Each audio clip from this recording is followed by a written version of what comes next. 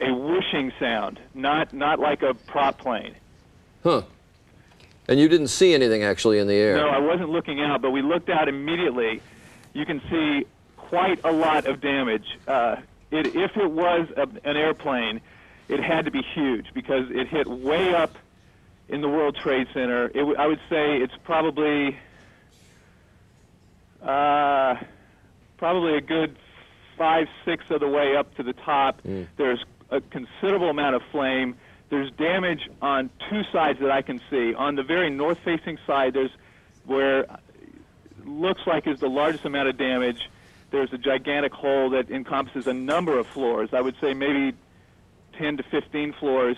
And then on the left side, which would be the east side, there's considerable damage as well, and lots of flames and smoke coming out of it. You know, I don't know that people outside New York realize it, but these two buildings are essentially cities in and of themselves. I mean, there's 30 to 40,000 people, if I remember the number, and I'm doing this from memory. Yes. Number of people who actually work in these buildings, and this obviously occurred at the time that people were coming to work. Don, are you saying that this sound was striking enough that you heard it before Absolutely. you saw it? I noticed it before the explosion. I noticed a sound like something was very low and shrieking across the sky. And then I heard the explosion.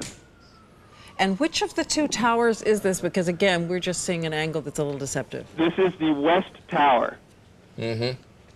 Now we're hearing somewhat faintly in the background, Don, as you talk to us, sirens. Are there a lot of emergency vehicles already on the scene? Yeah, they're descending. This part of New York City has quite a few emergency stations all over, and I imagine it sounds like they're coming from every one of the stations. In fact, there's one just down the street that sounds like every truck they have is headed that way. We see, actually, we see two faces. I know you can't see the picture that our audience is seeing, but we see two faces of that tower.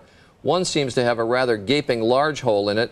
The other face seems to have two holes in it. It's all somewhat obscured by smoke, one large, one somewhat smaller. Right.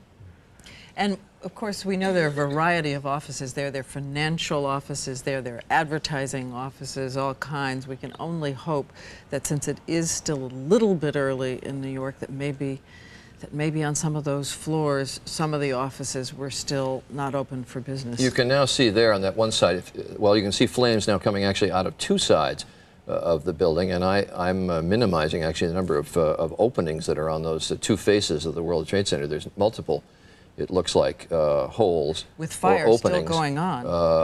On both sides of the tower. As we've heard before, we said earlier that there was at least one speculative report that an airplane had crashed in, whether delivered